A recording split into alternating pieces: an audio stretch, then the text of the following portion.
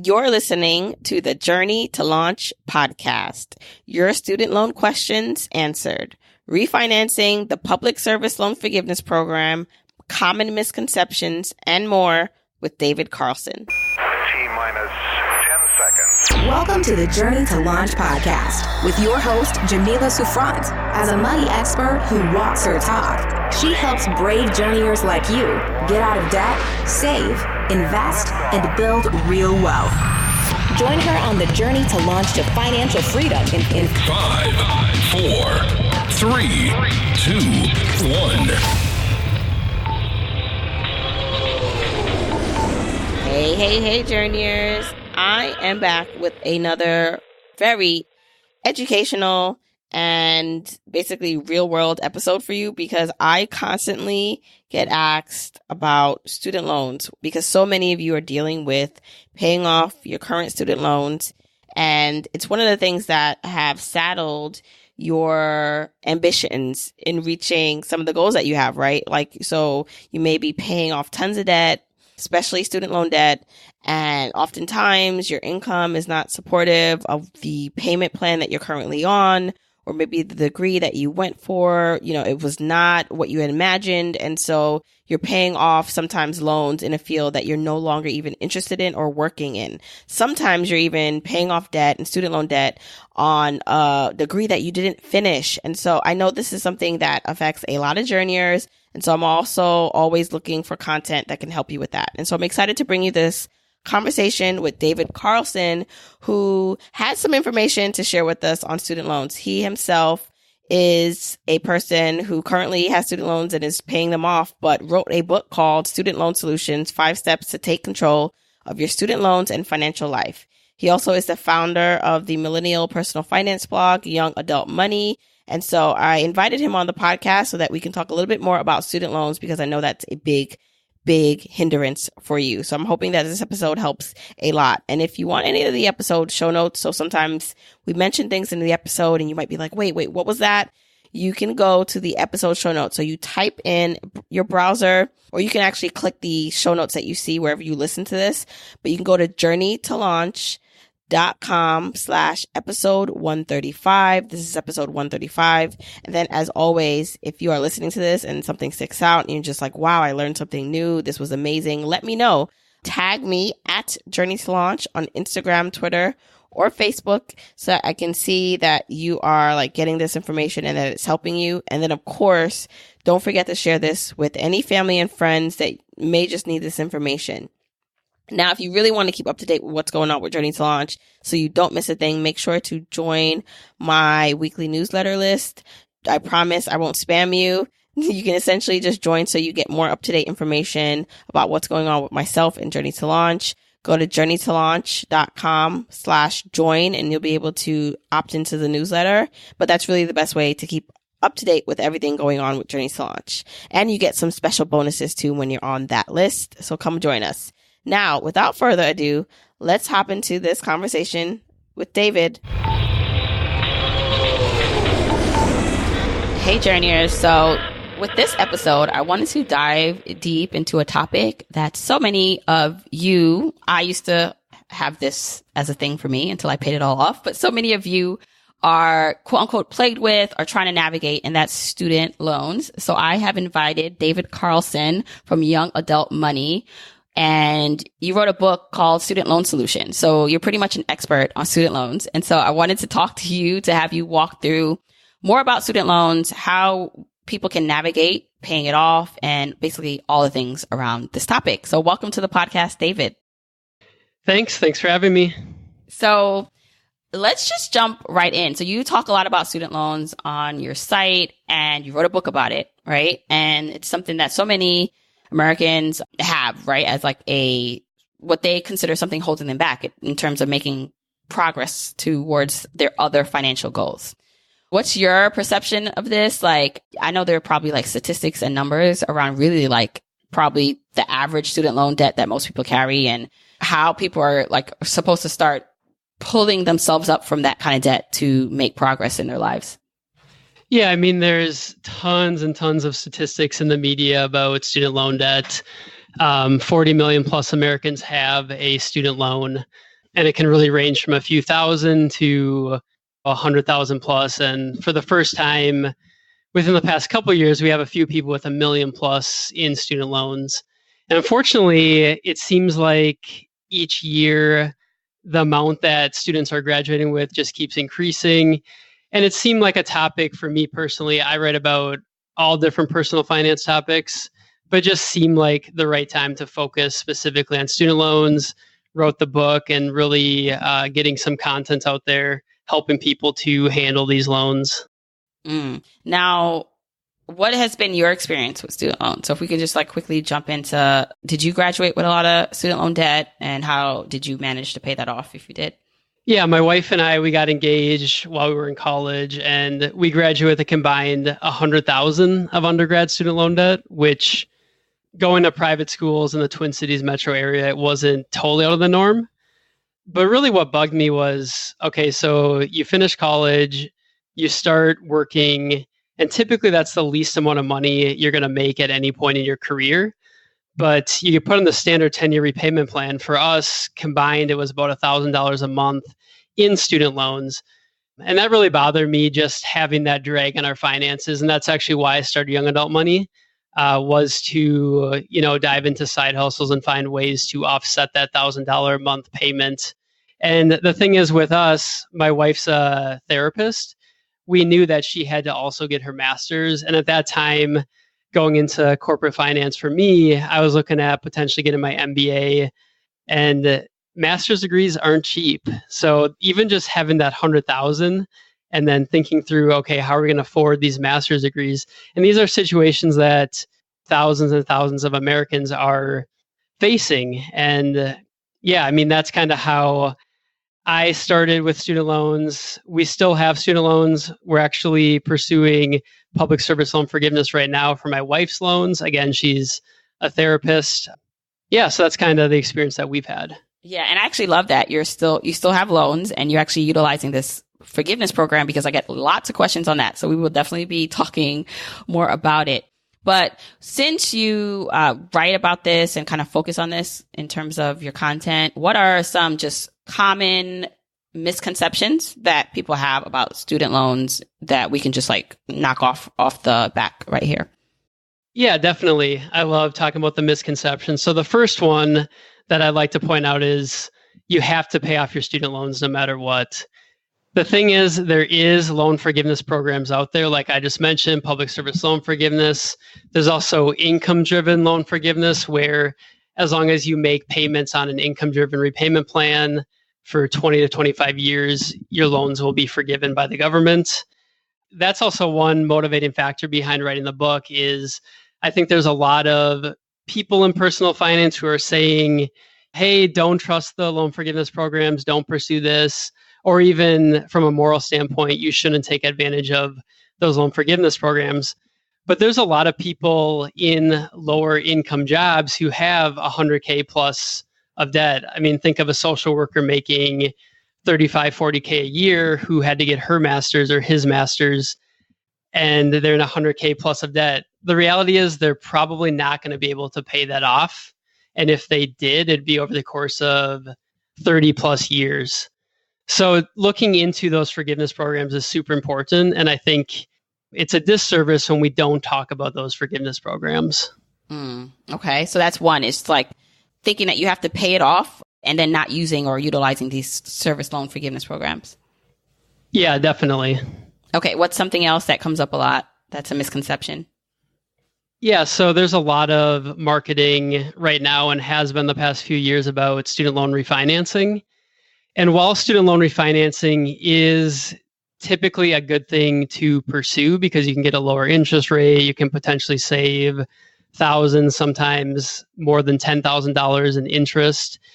I don't think there's enough disclaimers that sometimes refinancing is a bad idea. So if you have a federal student loan, you have certain rights and ability to take advantage of things such as income-driven repayment, loan forgiveness, and then if needed, deferment, forbearance, things like that, where you can temporarily delay making payments on your loans.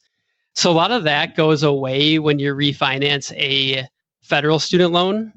And I think that there's probably many examples of people who have refinanced a federal loan who wish that they could go back and potentially undo it. But once you refinance, you've created a private student loan. So I'd say that's a big misconception where refinancing for lower interest rate is a no-brainer. It isn't a no-brainer. It's best to kind of take a pause and to think about whether it really makes sense. With private student loans, it almost always makes sense if you can get a lower interest rate to refinance that. Right. So from like a private loan, if you have a higher interest rate, to refinancing to a lower rate, that you should definitely look into doing. But when it comes to some of the federal loans that you have, think about losing those protections solely just based on a lower interest rate.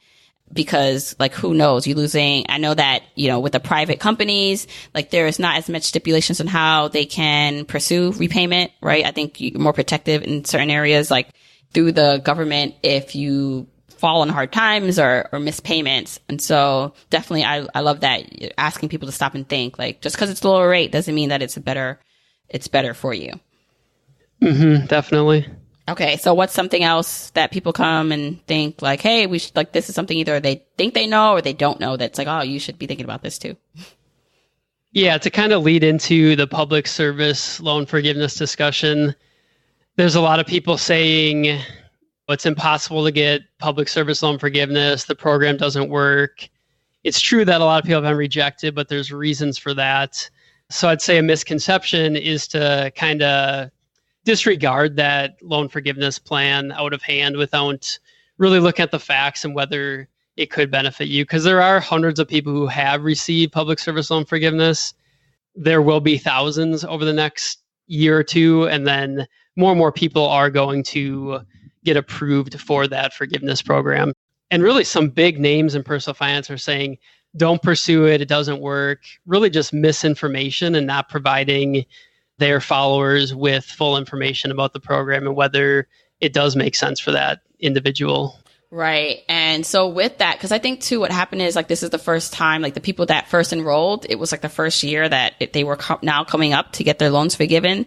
So you're in the program, right? Or your wife is in the program. So what's some of the things that you have to do to make sure that you are following the protocol to get forgiven? Because that might be helpful for some people who are actually trying to pursue this or want to make sure that they're doing it the right way. Yeah, definitely. I think the first thing I want to talk about, though, is just the high rejection rate. And there's reasons for that. First of all, and this kind of leads into the answer to your question, the loans that are eligible for public service loan forgiveness, it's only direct loans, not the federal family education loans, the FFEL loans. And that's one reason a lot of people are getting rejected is because when this program first came out, most of the loans in the student loan portfolio were those FFEL loans and not direct loans. And I think that a lot of people didn't realize that they needed to consolidate and create a direct loan if they want to get those FFEL loans forgiven. So first of all, you got to have a direct loan. And if you don't, you can consolidate and create a direct loan. But that's super important and a big reason why people have been rejected. Wait, can I just jump in? So the direct loan, can you just describe like the difference between the direct loan? Is that directly from the school or what does that look like versus the FFEL loan? So there's two different federal student loans available, and it's direct loans and I'll start referring to them as FFEL loans actually because it's a little bit easier. But that FFEL loan program was discontinued in 2008, and any loan that you get from the federal government after that was a direct loan, which is also why more people are going to get student loan forgiveness through PSLF because there's more and more people who have 100% direct loans. My wife and I, we both had some FFEL loans because we entered college around the time that it was being discontinued. And I think a lot of people listening and a lot of people who are still repaying their loans likely have those loans. But yes, to answer your question more directly, the direct loans, that is a loan that you would get from the federal government after 2008. Right. So how does one know, right? Let's just say someone doesn't know what they have. Is there like an easy way to figure that out? Is this like clearly say that? I know you can't answer that for every type of loan, but how does one find out? Is it just simply calling and saying, hey, can you tell me what type of loan do I have? Yeah, so that's actually the very first thing in my book that I recommend. You got to understand what loans you have to really navigate the program. So the first step is to go to the National Student Loan Data System, and maybe you can provide the link in the notes. Yeah. But it's nslds.ed.gov. So when you log into that site, you're able to see all of your student loans, and it clearly labels whether they're direct or FFEL loans. Right. Okay. And then if you do have some FFEL loans, you can consolidate that to a direct loan in order to then now start qualifying for the public service forgiveness programs. Exactly. Yep. Is that a hard process? Does that take a long time? Is it simply just making a call? Like, what does that look like? You can do a lot of this stuff through the website now. So my wife and I haven't consolidated loans, but just as an example with PSLF, we haven't had to have any phone conversations. It's been purely through studentloans.gov. And I believe you can also consolidate your loans through that website as well. I don't think you actually have to call. And I get a little bit cynical when it comes to actually calling and talking to your loan servicer. And just to give you an example with PSLF, where people are running into issues, there's some borrowers who are bringing up complaints of, hey, I called, year after year and said, am I on the path to public service loan forgiveness? And the person at the call center said, yes, you are. And then they find out 5, 6, 7 years down the road, they didn't have a direct loan. They had a FFEL loan, but they were being told that they were on the path to public service loan forgiveness. So basically, years of repayment are wiped out because once you do that direct consolidation, you're creating a brand new loan. So all the loans you consolidated, they don't exist anymore. You have a brand new loan. So something to keep in mind as well. Right. So once you consolidate, that starts the whole process over again. You don't get credit for all the payments that you made to even the direct loan that was once considered part of the program. Yeah, exactly. So just like refinancing, before you consolidate, you want to think through, does this make sense or not? Because some people do consolidate direct loans when they already would have been, a few years down the path to loan forgiveness, and then their clock resets because you're basically creating a new loan. You're starting from step one. Right. So already the first step after you listen to this episode, if you have not already, is to really dig into what exact loans you have. Because also, let's talk about who's eligible for this public service loan forgiveness program, right? So who would that help, or who's eligible to apply for this? So with this program, you need to work for a qualifying employer full-time. And that is any area of the government. So it could be local government, federal government, any government employer, or a 501c3 not-for-profit. Right. Now, and then the thing about it too is you have to stay with a qualified employer for a certain amount of years. So I think some people come faced with the opportunity of, do I stay in maybe this okay and maybe not well-paying job for these amount of years to get this public service loan forgiven, or I have an opportunity to earn a lot more money, maybe in the private sector or at a company, but then I lose that. So I know that it's going to look different for a lot of people, but what are some things people should consider when faced with that decision? Yeah, I think PSLF works best for people who would be in that industry and working for an employer regardless. And I just want to clarify that you don't have to stay with the same employer, it just has to be an eligible employer. So you could work at one nonprofit for 2 years, move to the government sector for the next 5, switch back to another nonprofit. All that really matters is you're making those 120 monthly qualified payments while working for a eligible qualifying employer. Can you repeat your question? Actually, I went on a tangent there. No. Actually, that's good. That's clarifying exactly what you should be doing in the meantime or what qualifies you. But that option now, someone might come up and say, oh, I have this opportunity to switch careers or jobs or just not work for a public sector or a qualifying employer anymore. So they have an opportunity to earn a lot more money, but then they have to give up the forgiveness possibility at the end of the whatever amount of years. So how should one start thinking about if it's worth it to them to give that up versus to earn the money just to pay off the loan? Yeah, that's going to be a very personal choice, obviously, and it depends, career goals, what is the difference in pay between that qualifying employer versus the private sector. Typically, I mean, the best way to go about student loans and the ideal situation would be that you make enough money to actually afford to make those payments and pay them off in 10 years or less. So if you're able to do that with a private employer, it's probably going to make sense to pursue that. And there is also income-driven loan forgiveness. There's not much talk about it right now, but that's making 20 to 25 years, depending on which income-driven repayment plan you're on, and you get loan forgiveness that way. The difference is with that, there is a big tax bill at the end of that. So let's say you have $200,000 of loans forgiven through that path, and that's working for any employer. That's not tied to any specific qualifying employer. You would actually owe taxes on that $200K the year that you get those loans forgiven. But you're still making some payment. So that's going down just a little bit over time, but that bulk amount that they forgive, you owe those taxes. Yeah, and that's the big difference between public service loan forgiveness and that income-driven loan forgiveness, besides the fact that public service loan forgiveness you can do in 10 years, so 120 monthly payments versus the 20 to 25. So with PSLF, there is no tax bill. You could get $1 million forgiven through PSLF. You're not going to be taxed on that. Okay, yes, that's a very important distinction. So I actually asked this question in the membership community that I have, like, hey, I'm talking to this expert about this stuff, and do you have any questions? So I got a couple questions, if you don't mind, that I ask, and I'm sure that this comes up for some people also, but Parent Plus loans, this is where a parent takes out a loan on the student's behalf, but the parent is responsible for it, right?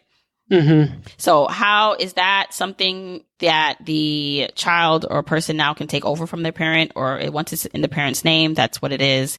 How does one navigate that and paying that something like that off? Yeah, so Parent Plus loans, there hasn't been much favorable policy put forth for repaying those.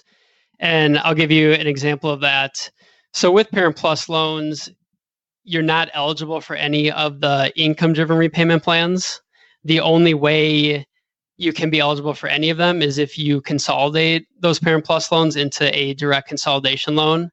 And then you're eligible for an income-driven repayment plan, but you're only eligible for income contingent repayment. I know this is a lot of terminology, but with income contingent repayment, it takes 20% of your income. That's how they calculate your payment. The other plans, it's 10 to 15%, with 10% being primarily what is used. So it's the least favorable. You would never go into ICR unless you had to. So going back to your question about whether it can be passed on to the child, I highly recommend not doing that. And that's something that is important to recognize. So let's say that parent passes away unexpectedly. Those Parent Plus loans are going to pass away with them. And not to be morbid, but it's an important thing to understand. Those Parent Plus loans are going to pass away with the parents. While let's say the student or the child, let's say they take all those Parent Plus loans and consolidate them with all of their loans, the unfavorable piece of that is that you're only going to be eligible for ICR. And if your parent passes away, a few months after you took on those Parent Plus loans, and I should say not just consolidating, but let's say you refinance them to private loan, and you add the child's name onto that loan. The problem is that those become that child's responsibility. As difficult as it can be, I do think those loans should stay with the parents, even if there was an agreement that the child would repay those loans over time. I still think they should stay in the parent's name. Right, right. And then the other thing that comes up, right? So with just all the potential policy changes, I know that's something that people bring up, we don't know if this program, the PSLF program, will be around due to policy changes and whoever's in power in the government. What are your thoughts on that? I know, again, you can't predict the future, but just based on your experience and expertise in this area, what do you think? Is this something that people should be concerned about when it comes to that? I think that students who already have, or I should say graduates and students who already have loans, shouldn't be concerned about that, because I think any change to the program will be forward-looking, which is pretty typical of policy. like Social Security, raising the age that you can start tapping into that. Any changes to any of these big government programs have always been forward-looking. There isn't the political willpower of anyone to eliminate PSLF. And actually, when they passed a bill that temporarily expanded PSLF and provided funds for people who are in the wrong repayment plan so that they can still get some relief, that was passed by a conservative Congress. So that kind of shows even Republicans recognize that there's a lot of people with student loans and a lot of people who need relief. And the likelihood of PSLF ever being discontinued, especially for existing students, I don't want to say it's impossible, but it's pretty much zero chance that would happen. And I think that right now there's not a ton of people receiving it because of various issues, such as, like I said, there was more FFEL loans and direct loans, and we didn't get into it, but some of these income-driven repayment plans were rolled out over the past decade. They weren't all available on day one. Even the employer certification form, which is how you get your payments tagged as qualified, that wasn't even available for a few years after the legislation passed.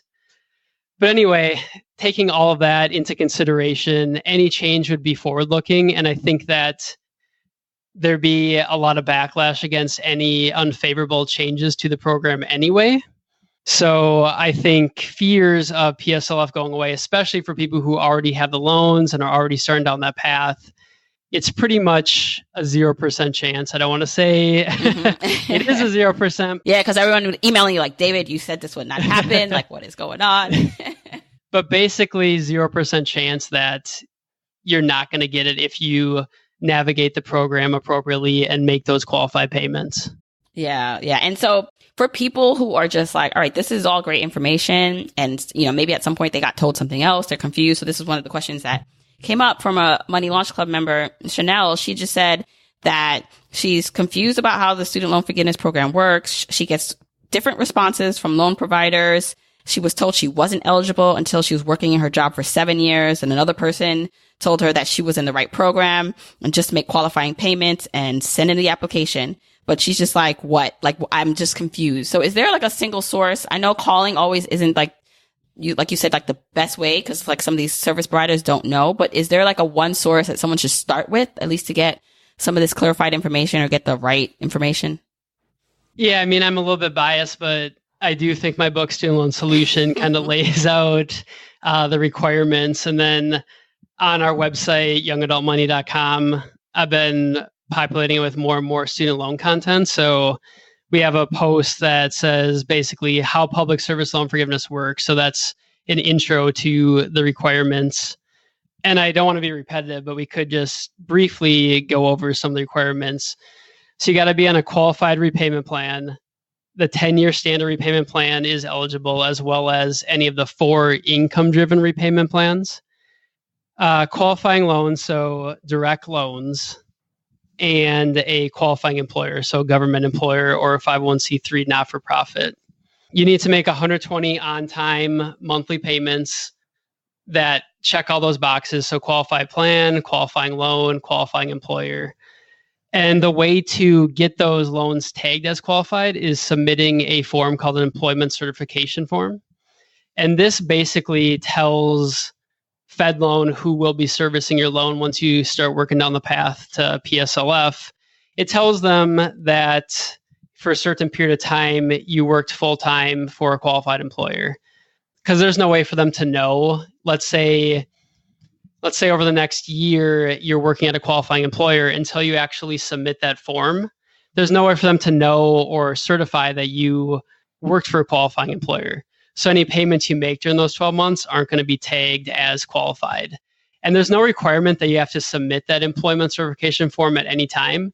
But that's also part of the problem right now is we got people who are applying for PSLF who think they made the 120 payments, but they haven't submitted that form. And maybe they need to go track down an employer from 8-9 years ago, perhaps for a nonprofit that doesn't even exist, and try to get those certified, which can be very difficult. So nowadays I say, if you're working on PSLF, submit that form every 6 to 12 months because it costs you nothing. it gets your payments tagged in the system. And if there's any discrepancies or issues where maybe Fed loan says, oh, those aren't qualified payments, you can start, working through that right now versus trying to work through 120 payments. So you can slowly progress. And by the time that you apply for that final loan forgiveness, you'll know that you've made those 120 qualified payments. They're tagged. There should be no issue and it should go through quickly, which is also why I think more and more people are going to get PSLF over time, is because there's more knowledge about it. There's more information out there. And that advice that I just gave about the employment certification form 5 years ago, I don't think anybody would really be talking about it. But now that PSLF has become such a hot topic, now people know to submit that form regularly so they can start getting those payments tagged. All right. And so is there a way to log in to see that you're on the right track, that things are going through for someone if they start this program? So like, for example, you and your wife, is there somewhere you can visually see instead of having to call someone that, okay, that payment counted, I'm 5 years in and this all looks good? Yeah. Fed Loan is the loan servicer once you start working down PSLF. So what I mean by that is when you submit that first employment certification form, they're going to transfer your loans to Fed Loan. And again, some of this could change. That's just how it is today as we're talking. Right. And within their website, you can see how many qualified payments were made on each loan. And I think that they do mail out statements each month. So I think that statement also will show how many qualified payments you made. But sometimes people panic because at the beginning, it's going to show 0 for however long until you submit the certification form a second time. And there's actually, qualified payments made. And then they certify that, yes, you worked for this X time period, and they can tag those payments as qualified. Right. So yeah, it's, with time, obviously, hopefully this all gets a bit better and more standardized in what people should be doing. But it just seems like some of the first people who applied really didn't have all this knowledge. That's why so many of them were rejected. So this is great information. And I'll get the link so I can put this in the episode show notes for everyone if you want just more information about some of these things. Now, what about people who are not on any of these programs, or not qualified, or just have student loans, right? And they have a large amount of student loans. Some people's student loans are the size of like a mortgage, right? So based on or considering that, some people are like, you know what, like I want to pay off the student loan as fast as possible. They maybe have some other debt too. How does one decide? Like, do you feel, and this just might be just more of a personal preference or thing for everyone, but there's some people who are just like, even though I have $150,000 worth of debt, like student loan debt, I just want to pay that off. Like they're considering that as something like they're focused on. Then there are some people who are like, you know what, I'm going to just pay it off as I go. I have no intention of maybe aggressively paying off due to the rate and due to the other things I want to do in my life. What are your thoughts on that? And how should someone start to think about that when making a choice to aggressively pay off like a large student loan balance that might take them years and sacrifice investing or whatever that may take versus kind of leaving it and paying the minimum payments while pursuing other goals? Yeah, it definitely is a personal choice between making the minimum payments or aggressively paying it off. And going back to refinance, I mean, that's one tool that can be used to lower your interest rate if you have a good credit score and a solid credit history. But one thing I would caution with that is if you're projecting it's going to take, 7 to 10 years and you do have a lot of debt, you may want to keep those federal loans a little bit longer just in case something changes, job loss, economy tanks, any number of changes that could make you want to take advantage or need to take advantage of income-driven repayment and move on to some of those things that we've been talking about. So I do caution that a little bit. I guess if you're paying off your loans within 5 years or so and you feel like you're in a good financial spot, it could make sense to refinance. And that kind of leads into the way I think about this. I think it's good to be hyper-focused on one financial goal, but it's also important to factor in your greater financial situation. So let's say you have high interest credit card debt, definitely makes sense to tackle that first and make the minimum student loan payments. Emergency fund, do you have 3 months or more in a cash savings account that you can leverage in case you lose your job or some emergency comes up. And even things like medical debt, that's becoming a huge issue in our country. And a lot of the health insurance plans are high deductible health plans nowadays, where you may be on the hook for 3 to 6K of payments each year before your insurance really kicks in. So do you have those funds set aside? So if you find yourself in that situation, you can cover off on those payments. So I think the first thing is looking at your personal situation. Are you hitting some of these other financial targets before aggressively repaying so that you can weather the storm if you hit a hard time? I think that's really key to keep in mind. Yeah, so just good considerations for people to think about. And the last question I'll just ask from the community, Jane asked, is there a way to get loans reduced or forgiven? Yeah, I think looking at, first of all, whether they're private or federal loans is important. So if they're federal loans, you can tap into a bunch of the different opportunities that we talked about already. If they're private loans, there really isn't an opportunity to have them forgiven, and they're actually pretty difficult to discharge in bankruptcy. I will say, just because there might be somebody listening who has a bunch of private loans, they're drowning, they can't make the payments. There is some controversy around this approach, but talking to a debt lawyer could be a good option. I have talked to a debt lawyer who has been able to get private student loans reduced like 100K down to 30, 40K to something that's reasonable based on that customer's income. Some people will say, hey, don't go to a debt lawyer unless you've exhausted all the other options. But typically, if someone's going to that debt lawyer, they have already exhausted those options. So getting them reduced. So if you have private loans, you can always refinance for a longer term. Let's say you have a 10-year loan, you could refinance for 15 or 20 years just to get that payment down. Obviously, you'd pay more in interest because it's a longer loan, but it is an opportunity to free up some cash flow if you have some other financial goals that you want to hit, such as paying off credit card debt.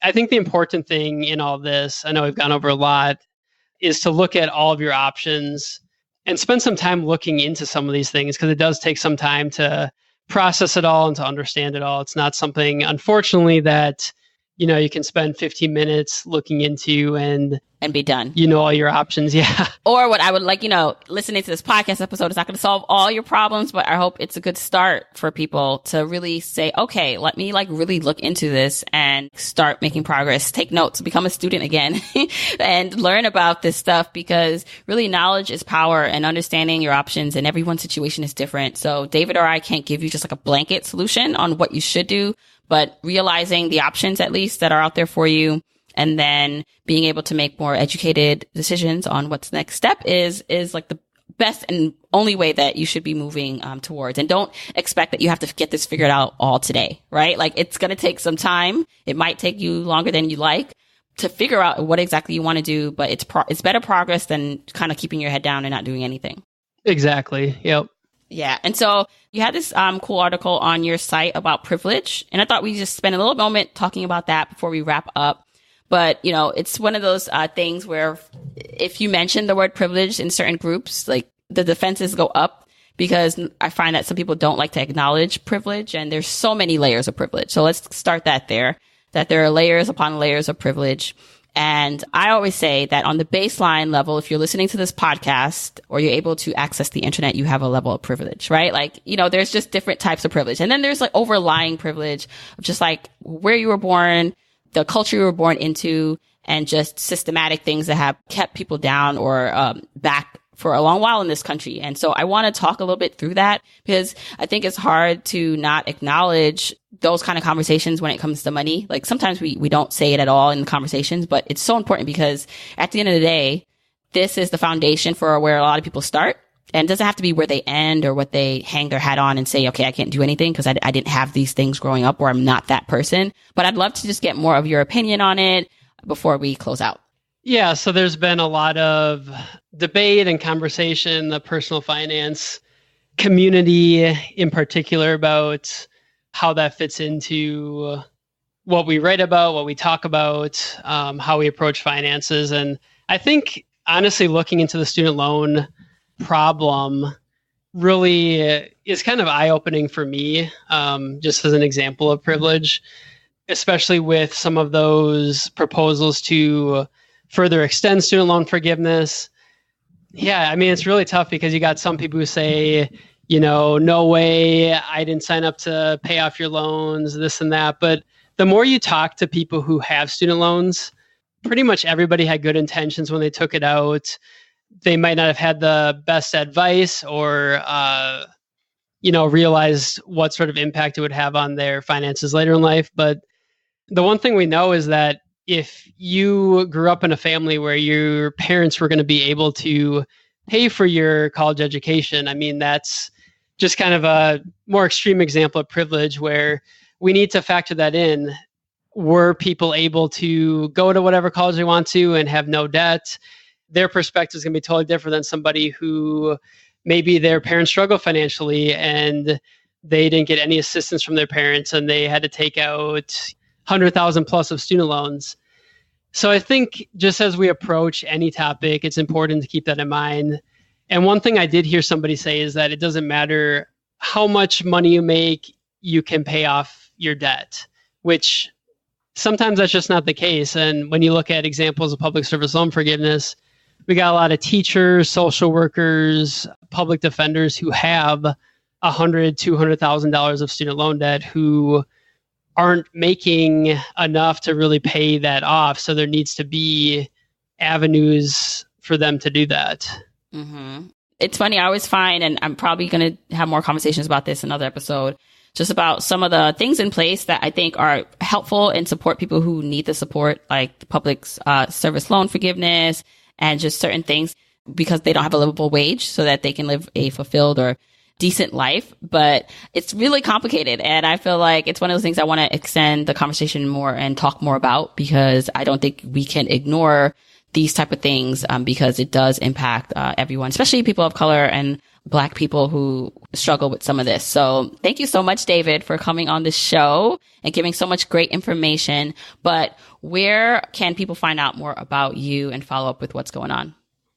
Sure. My blog is youngadultmoney.com, so you can always go there. Especially with some of the topics we talked about, you can go to the category section and look at some of the student loan articles. You can reach me directly on Twitter at DavidCarlson1. And for those of you who don't have it, Instagram, David_Carlson. Right. And I'll get all that for the episode show notes so people can quickly find you. Thanks so much, David. Thanks for having me. All right, journeyers. I really hope that helped you. If you are dealing with student loan debt or you know someone who is, send them this episode. This is episode 135 of the Journey to Launch podcast. Hoping that this will help you and at least open just some thoughts or some doors in terms of what you can do next if you feel a little stuck or you were confused about something.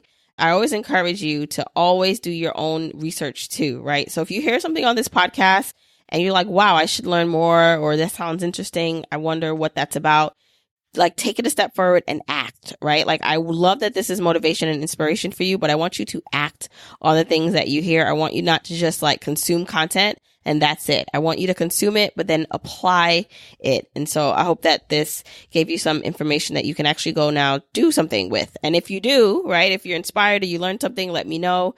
Tag me at Journey to Launch. So share it on your stories, tag me, or on your main feed, or just with your friends. That's good enough for me. So that way that, I can know, because even though I probably won't know if you're sharing it personally with a friend or family member, at least it's just like karma. Like I just know that, you're depositing all this good information into the world and helping others along the way. And that does, I think, just somehow comes back around to all of us.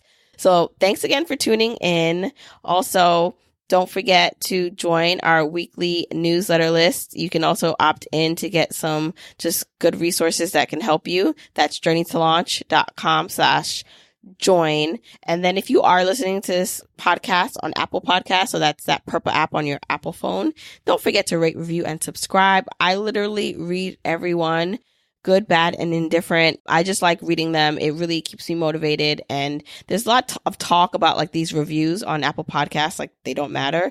When actually I beg to differ, because I've actually had people tell me I was searching for a personal finance podcast and I looked at your ratings and saw you had so many, or, you know, I was looking at it and it seemed like, wow, this is a legit podcast, you know, like, and so I stopped and took a chance to listen. Like I legit had maybe like 5 people tell me that. So I know it's not a lot of people, but it's enough people for me. And it's actually helpful just to see the feedback that you guys are giving. So if you are enjoying the podcast, please rate, review, and subscribe on Apple Podcasts. And then, of course, share it however you wish to share it with your family and friends.